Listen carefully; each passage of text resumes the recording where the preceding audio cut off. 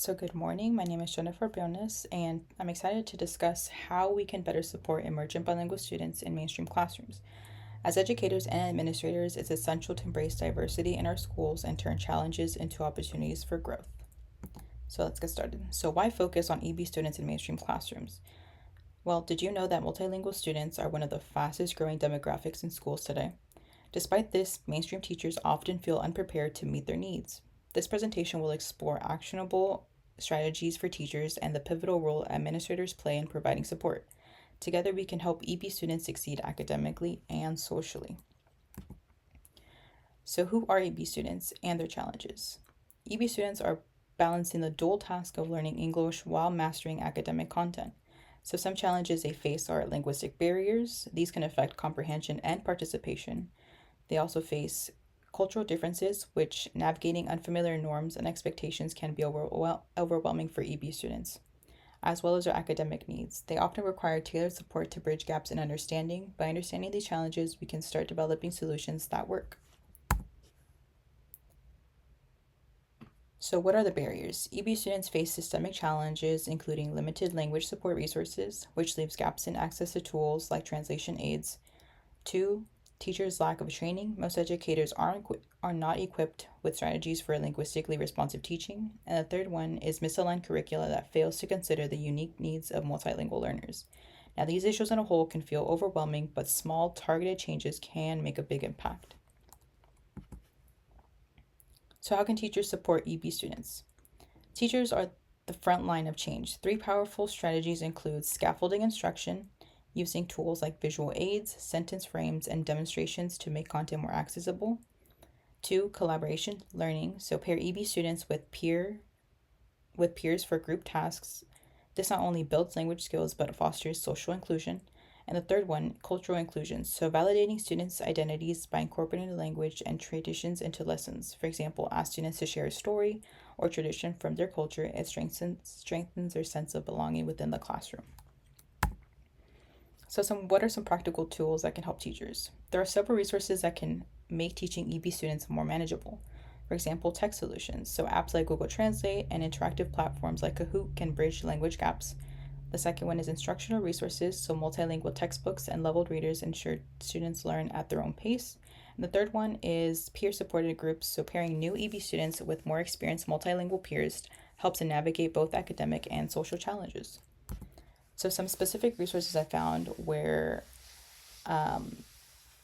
this first one is called Snap and Read. So it's a Chromebook extension that is free and used at high school levels. A lot of students have Chromebooks, and this can be added. So this is just it's used as a reading tool to help struggling readers by reading text out loud, simplifying and or translating it, and this helps their reading skills. Next, we have News ELA, which is a free resource that has hundreds of news and nonfiction articles that are customized to students' lexile levels.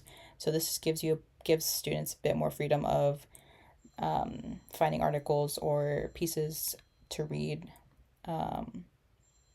more diverse pieces. So this helps them with their reading and writing skills, and it's free for teachers to sign up and have students sign up as well.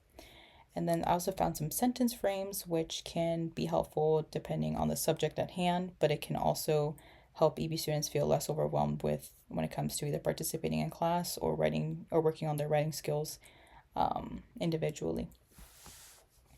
So next, what are the roles that administrators play? So administrators set the tone for inclusion. This role includes one, organizing professional development, which are regular workshops on linguistically inclusive practices.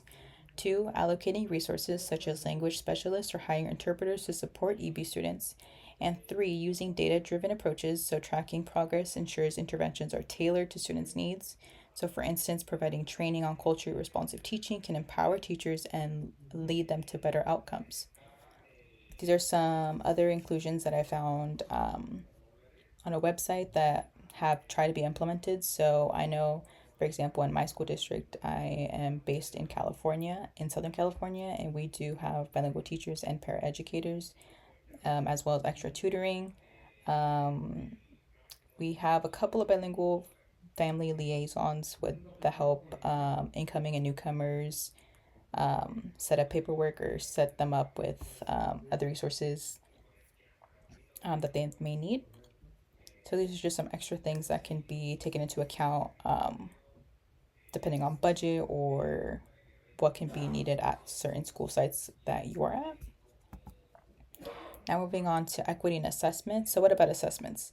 So assessments should reflect EB students' potential and not penalize them for language limitations. For example, reducing linguistic bias by rephrasing complex instructions, as well as offering alternative formats of assessment such as visual projects or oral presentations. This just goes alongside with working with what EB students are comfortable with, as well as their English proficiency level, taken into consideration if they're newcomers or level ones, twos, or threes, or fours. Lastly, using assessments to identify areas of growth and guide future instruction for teachers rather than use it as punitive measures. It can help set a sense of reflection for teachers to see what can be done to help either clarify things for all students that they also may be struggling in, or just see what can further help EB students in the future. So, conclusion. So, some key takeaways. So, supporting EB students requires teamwork. To recap, teachers can use scaffolding, collaborative learning, and cultural inclusion.